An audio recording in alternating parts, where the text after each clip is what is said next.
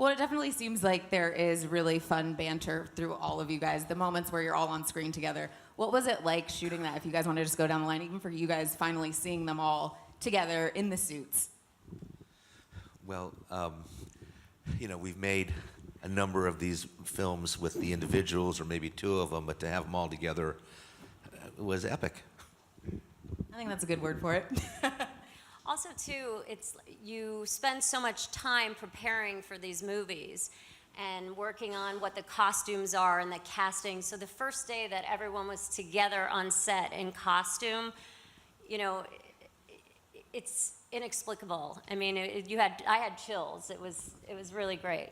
Yeah, I'm a bit of a big kid, and I kind of geeked out. I just walking around Ben and kind of pulling on his cape, and it's just surreal that I'm even here playing this guy and around these guys. And when you see, you'll see us all up there, and you'll feel the same way. So, as only Aquaman would say, he's like, yeah, I was just acting like a kid pulling on Batman's cape, because I'm like, it's Batman. Oh my god. And I was like, who the fuck keeps pulling on my cape? I think that the word surreal for me is it. I remember coming to set and seeing everyone in their costumes, and I was just observing everything, and then I just started to laugh to myself, and I was like, it was surreal and crazy. Yeah, it's, in these movies that have a lot of effects and green screen, you have to use your imagination a lot, and it was really great to be around all these great actors, dressed the way they're dressed, looking so cool and inspiring. It felt considerably less ridiculous, On the day, everyone's like, "Oh, I'm so hot in this suit. Oh gosh." Just kidding. No. It's joyous, amazing experience. It's like, I'm a big comic fan too. So it's like when everyone got together, it was like really like looking at a frame from even some of the early Justice League comics, because we have so many of the original characters. Everyone except for Cyborg, just because he hadn't been invented yet. That's okay. Change is good. Change is good. Was in the original Justice League. Even Superman, who we hope is in this one too. He's dead. Oh, so no. Henry's just quiet. He's just quietly sitting down there. Yeah, it was amazing. It's been amazing. Ray? For me, I'd watch a lot of the footage over Zach's shoulder as he's watching the dailies, and I'm geeking out looking at everybody. I see everyone in their costumes, and there's this one shot where we're all together, and it's panning. Everything is great. And then we get to me, I'm like, oh, wait, we're going to get me in post. Okay, I see. Yeah, it's just an amazing and super surreal experience. On the days that I went to visit set, because I'm not in the movie, He's not in this. I actually was lucky enough to see all these guys all lined up in costume. And for me, and Deborah and Chuck, I mean, it's been longer for them, but for me, it's been 6 years since I started on this journey. And during Man of Steel, I never imagined that I'd be sitting up here with these other superheroes. And they are superheroes in the movie, and they are superheroes in life. And I consider it a real honor to be sitting here at the end of this line. So thank you, guys. Thank you All right, kiss your face. You're amazing. You hear that? That was so sweet. I gotta ask you guys have all kind of said down the line you're big fans. So who's the first person to be like, everybody getting a selfie? That wasn't me. I have a guess. I feel like They frowned on selfies. The security was very high. You had to leave your cell phone outside, and it was not like cool to take selfies. You get tackled. You try to take a selfie. You get sneaky selfies in the Batcave. You're like, look at this, it's the best. And Batman's the only one with pockets anyway. it's true. You could hide it in there in his utility belt. No one would ever see it. I did steal stuff from the Batcave, though. I'm going to come out and tell you guys that right now. So did Jason. We both I'm a natural-born thief, Little things. I feel like Little now that things. you're coming Mementos. clean, what did you take? I got like a little like these little bullets with the little red cap on top of them. bat bullet. Bat bullets, and because I give it to my son. Mark Hughes from Superhero News. My question is for Ray. Your character is the only one who perceives his powers as sort of a curse instead of a blessing, really. Can you talk about how you approached Victor's changing perception of himself through the film and how that kind of reflects the team dynamic overall, moving from a lot of conflict and uncertainty toward embracing kind of this heroic destiny? Well, I think in a lot of ways, Cyborg is super reluctant to join the team because of the trauma that he's had due to his accident and the fact that he can't live a normal life the way that these other members can. He can't take off his costume and just walk the streets and assume a different identity. He's both Victor Stone and Cyborg 24/7. So balancing that duality within oneself was a very interesting process, but we had a lot of lead up time to talk about the character, and Zack and Chris, Zack put Chris, Terrio, and I together, and we started talking about concepts from the very beginning, like the ideas of everything and where they planned on going with it. And I had a lot of lead up time into it as well. I had about a 3-year process from start to finish with this film, which was absolutely necessary because the character is super deep. He's super deep, and I think him being able to put the negative notions aside about himself and about his powers is sort of what this is all about, and being able to become a part of a team the way he once was when he was an American football player. So I hope it resonates with the fans. I'm Brandon, comicbook.com. My question is just with having worked with both Zack Snyder and Joss Whedon, I was just wondering if you could talk a little bit about what the set was like, some of the differences, and how they kind of maintained the atmosphere on set and all that kind of stuff, and how they operated with you guys. Well, I got to address that. I mean, the movie is, Zack's DNA. Cast the movie, designed the movie. There's something that people, I think, don't understand who don't actually work on movies, which is how much of the work is done in prep.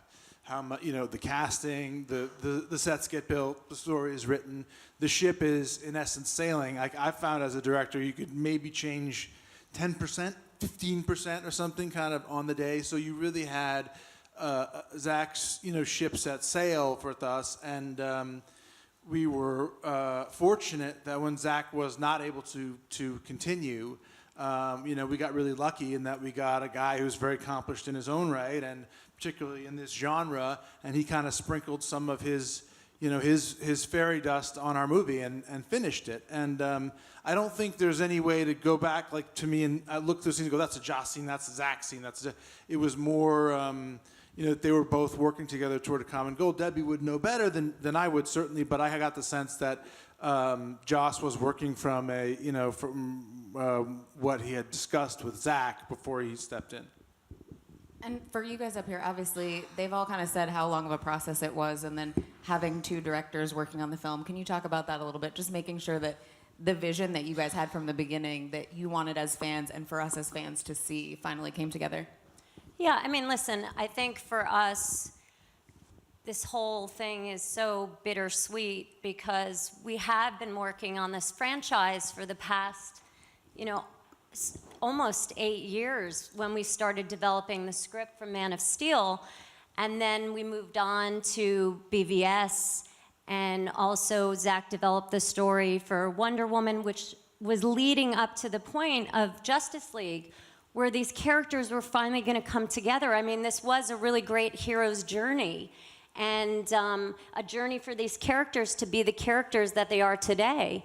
So not being able to complete his vision, was extremely difficult. So that makes it hard. But we were lucky that we had Joss already working on script pages. And, our feeling is that we're hoping that people don't think about how the movie was made when they went to see it, because these characters are bigger than any director. They're bigger than any of us. And we love and adore these characters, and we love and adore all these people here, so. How about for you, Chuck? Well, I mean, I can't really say it any better than Debbie or Ben, Of course, it's been just a great privilege and fun to work with Zack and Debbie on, and all of the actors in the various films, starting with Henry with Man of Steel, and then as Ben with Batman versus Superman and Henry, and then Gal and Wonder Woman, and then the whole team together right now. It's been actually in a wonderful way, you know, a great learning experience and life experience. And, you know, it was sad not to have Zack there, but as, you know, we've been saying, to have Joss come in, and he had already been working with Zack, and now we're just really happy with the movie and really happy with the dynamics of what we're doing and how great these characters, you know, infused by this talent, have made these characters, and we're really happy to be sharing it with everybody. My name is Eric Eisenberg from Cinema Blend. My question is for Mr. Momoa. From the world of comic book movies, you've kind of been working in reverse, going from the team-up movie to the solo film. I'm just curious about the process of working this character from that direction, and also how the work on Justice League wound up impacting the work on the solo film. Well, I think that was one of the, I mean, it all kind of came from Zack's mind. I mean, Aquaman wouldn't be here if it wasn't for him. When I stepped into his room and he told me his vision. I want people to know that, you know, in a year, you're going to understand where he came from, what happened to his mother, what happened to his father, and how he was treated in this world, and how he didn't know how to use his powers. And sometimes he saved people, and sometimes he lost people. And, you know, his human side didn't know how to cope with those things, and he would cover up those things. And so he's, you know, he's hiding behind there's a lot of layers to this guy. And I think once we do get to the solo film, you get to see the man who's going to take responsibility and help the world and become king eventually. So this one, I don't really think that he is Aquaman, he's Arthur Curry, but he's not. He hasn't done the trident yet, and it's coming. But just stick with it. And he's Simba right now. For the people who are like, that's not my Aquaman, just like, just wait a little bit longer. Jenna Bush from Coming Soon. I'm curious what sort of team building work you guys did. Did you train together, or was there anything else you guys did together? Parcheesi. No, I mean, I think a lot of it is the time we got to spend between takes. I see some familiar faces who were with us for set visits here today. And I mean, what you saw is what you got. I mean, being around these guys, the different energy and the different comedic sensibilities with respect to that, I think it did build the team in a pretty organic way. I think that going back to Zack, he did magnificent work casting, like plunking and knowing exactly which one is going to make the best of its character and how the whole will work together. And it's been super easy. It's been very natural. I mean, no hours at the psychologist, you know, sofa talking about each other. No, it's been super fun and very easy. I just also want to add, you know, as a producer, sometimes you go, gee, how are we going to get these guys to work together? How are we going to get them to bond? Well, we didn't have to do anything, you know. If you went into the gym, sometimes many of them were there, sometimes they weren't. If there was take one, between take one and take two, or take three and take four, you'd look around, they were together. And, you know, it was the most easy coming together of a group, on any group experience on a movie that I've ever seen. The other thing too is we spent a lot of time on set. It was the first time I've ever stayed on set. Normally, I got massive ADD and I can't sit still and I gotta go do something. So I'd always run back to my trailer. But we were just we lived in our tents and we have a band. Yes, he did the drums. Andrew did the drums. We did some singing. Ben did the Bruce voice. It's been super awesome. I'm telling you. There's a Twitter time. It's a swell time. Hey guys, Aaron Sagers with the Sci-Fi Network. This is a cornball question, but I think a relevant one. The movie, well, the movie starts off with sort of this message of hope and Superman's logo, and then it carries on with this call to action to get involved in a divided world. So, just for each of you, why do you think that kind of resonates in 2017? Why do you think that that is an important message for this movie to have? Gal, why don't you start? Okay.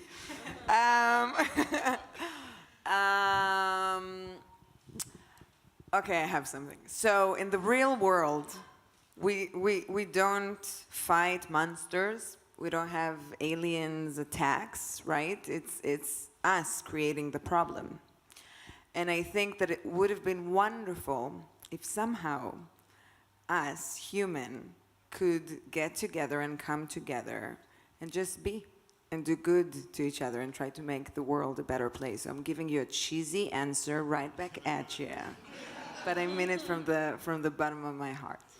One of the reasons that we make these films is because they're, and these characters have lasted for so long, is because they're inspirational and aspirational characters. So if these varied metahumans, those who have superpowers and want them, those who have powers and don't want them, those that they come from different places in life and haven't figured out all their issues, if they can come together, then hopefully that'll resonate to the world and see maybe they can come together.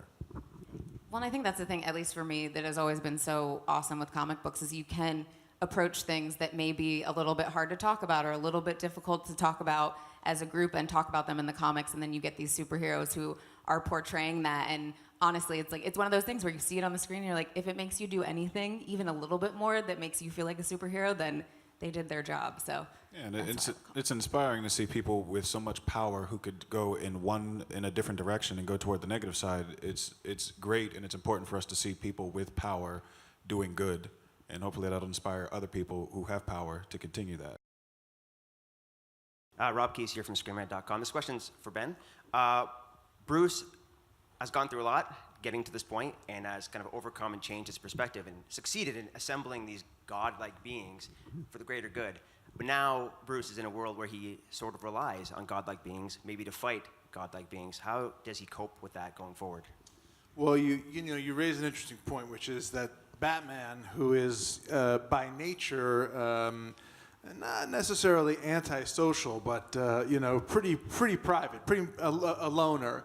And in this movie, he's thrust into the role of having to not only work with people, but bring them together and convince them to come in there and try to be, some kind of a gel with Wonder Woman to hold all that, community effort together. And that was a really interesting, thing to play for me. And it also does take us to a more traditional version of Batman in the Justice League comics and his role with the Justice League versus the sort of less typical version we saw with Batman and Superman, where he was blinded by rage and wanted to take on Superman. So it was a lot of fun for me. I also got to have a kind of a dry wit. I got to play off Ezra, which was a lot of fun. He's so funny, and Batman is like, Bruce is always on the verge of exasperation, and it was fun to get to show some other colors for sure.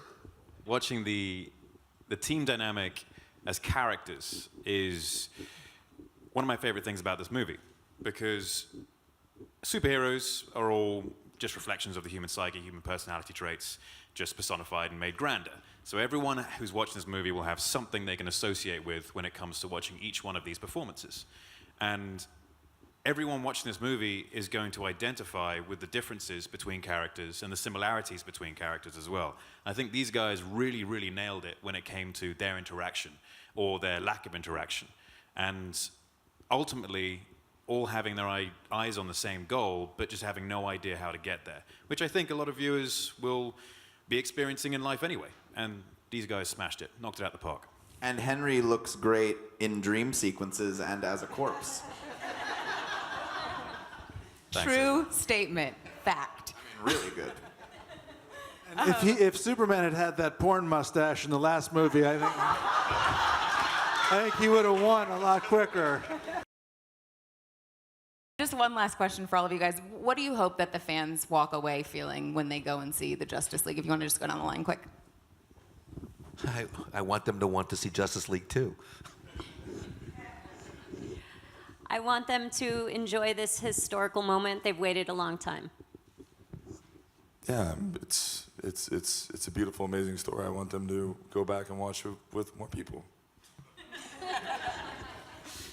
I am what they said. I hope that I'll enjoy the movie and find it entertaining, and I hope they'll like to watch Justice League 2, so we have more to explore. Yeah, I also hope that people just have fun and enjoy the ride and get as much enjoyment out of the camaraderie of the group as we did, in performing it. Yeah, just that exhilaration when you see a film and you really like it, and then you're excited and you can't sleep and you just think about it a lot. I hope some people have that. Yeah, if they can feel even an iota of the excitement that we felt making this film, then it will have been a success, I think. I sincerely hope that people walk away from it and they can feel what it was like for us to be a part of something so much larger than any one of us. I hope that people walk away with a sense of fulfillment from, for me personally, this is like my childhood dream, being able to watch it. Like, being in it is great, don't get me wrong, but like, I hope they feel that same sort of sense that I felt when I was a kid watching Michael Keaton, and all the other animated series and movies. I hope they feel that. For me, I hope people walk away from it just, first of all, having enjoyed it and had fun, but more importantly, to have been inspired and to walk away with a sense of hope.